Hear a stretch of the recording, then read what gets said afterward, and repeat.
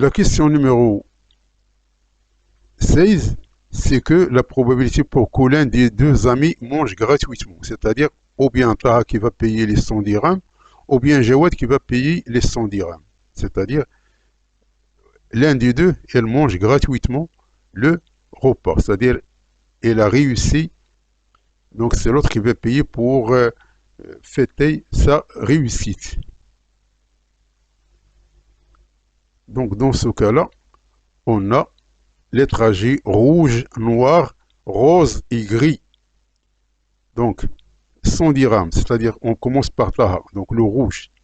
Donc Taha, elle va payer d'abord 50 dirhams, puis elle va payer 50 dirhams de l'autre côté. Donc elle va payer 50 dirhams ici, et elle a le choix de payer 50 dirhams ici. Donc c'est un demi, un quart fois un demi, et ici c'est 3, parce qu'elle va passer par ce chemin, ou bien par celui, ou bien par celui-là. Donc ça, c'est le trajet rouge.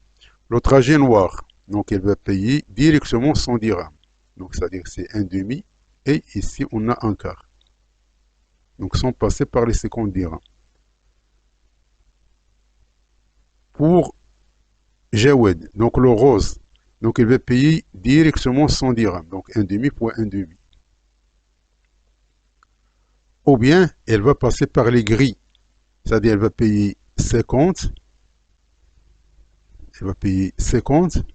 Puis ici, elle va prendre 50. Donc c'est-à-dire elle va payer 50. Et elle va payer 50, puisque le repas il coûte 100 dirhams. Donc elle va payer 50 et elle va payer 50. C'est-à-dire donc on a un demi fois un demi. Donc la somme, ça nous donne 22 sur 32. Donc il faut cocher la réponse C, qui est la réponse juste. Cette flèche-là dit que Jawad il va compléter. C'est-à-dire c'est simplement il va compléter ça. Elle va payer 150, elle va payer 50 dirhams. Elle va compléter car on sait que Jawad ne dispose que de 50 dirhams. Donc le reste, elle va donner 100 dirhams pour compléter les 50 dirhams.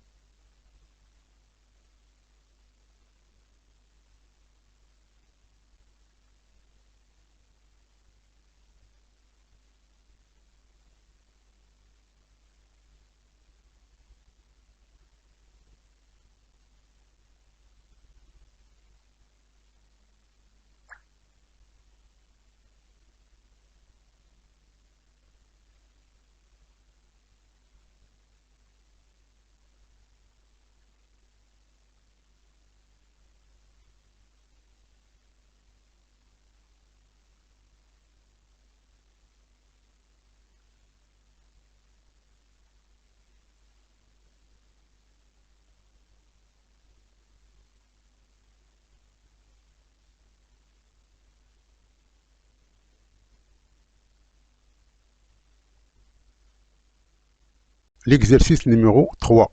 On considère les nombres complexes suivants. Z1 est égal à racine de 2 plus I racine de 6. Z2 est égal à 2 plus 2I. Et Z, grand Z est égal à Z1 sur Z2. Donc la forme algébrique de Z.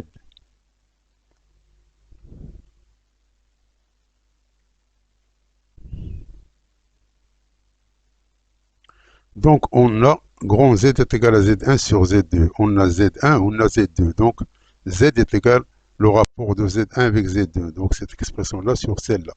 Donc ceci, on va la multiplier par le conjugué. Donc on va multiplier ici, on va multiplier ici. Donc ça nous donne cette expression ici. Car ça c'est une identité remarquable. Et I au carré est égal à moins 1. Donc on va trouver cette expression ici. Donc après réarrangement, on va trouver qu'elle est égal à cette expression ici. Donc ça dit que l'écriture algébrique, c'est cette écriture ici. Donc c'est la réponse A qui est la réponse juste.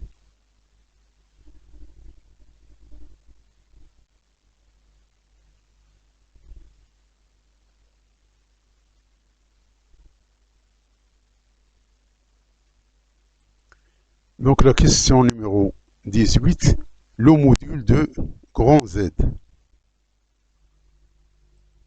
Donc on a Z est égal à Z1 sur Z2 et on a Z1 est égal à racine de 2 plus I racine de 6 sur 2 plus 2 Z. Donc ceci se traduit par racine de 6, c'est racine de 2 fois 3, c'est-à-dire c'est racine de 2 qui me suit racine de 3. Donc on va mettre racine de 2 en facteur ici, on va mettre 2 en facteur ici. Donc ça nous donne, donc le 1, ça devient 1 demi. Et le racine de 3, ça devient racine de 3 sur 2, on va multiplier par 2 ici. Donc ici, on a le 1, ça devient racine de 2 sur 2. Avec racine de 2 ici, ça donne 1. Donc ceci se traduit par cette écriture ici. Donc on va simplifier ce terme-là. Elle reste tout simplement 1 demi plus I racine de 3 sur 2 sur racine de 2 sur 2 plus I racine de 2 sur 2. Donc ça c'est l'exponentielle de I pi sur 3 et ça c'est l'exponentielle de I pi sur 4. Donc ça est égal à l'exponentielle de I pi sur 3 qui multiplie l'exponentielle de moins I pi sur 4. Donc c'est-à-dire est égal à l'exponentielle de I pi sur 3 moins I pi sur 4. Après réduction au même dénominateur, ça nous donne EI pi sur 12. Donc le module c'est 1 et l'argument c'est pi sur 12 modulo de pi. Donc ce qu'on veut c'est le module, donc le module il est égal à 1.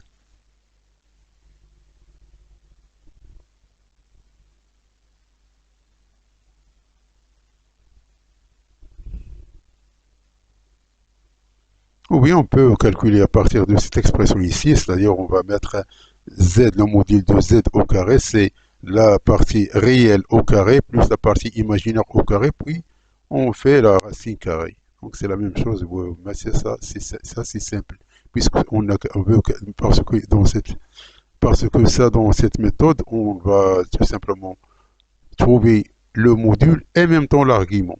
Donc elle demande l'argument, donc l'argument on la connaît.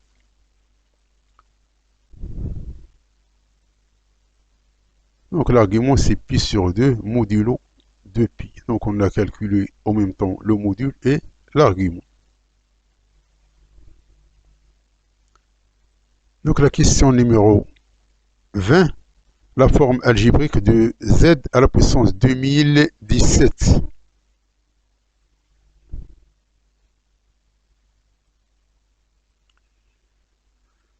Donc on a z elle est égale à z1 sur z2. Donc z à la puissance 2017 c'est z1 sur z2 à la puissance 2017.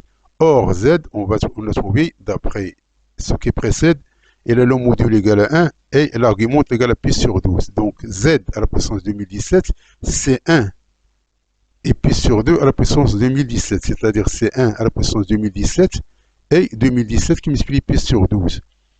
Donc ça c'est 1 et 2017 c'est 168 qui multiplie 12 plus 1 qui multiplie pi sur 12. Donc on va simplifier c'est par 12, il reste 168 pi. Et ça nous donne 1 fois pi sur 12 qui est pi sur 12. Donc ceci, ça nous donne, puisque ça c'est comme 2 pi, donc il reste simplement 1 et pi sur 12. Donc ça c'est 2 pi plus pi sur 12, c'est pi sur 12. Donc c'est égal à z. Donc z à la puissance 2017, c'est z. Et z, on a trouvé qu'il est égal à cette expression ici. D'où 2, d'où z à la puissance 2017, il est égal à z. Donc il faut cocher la réponse A, qui est la réponse juste.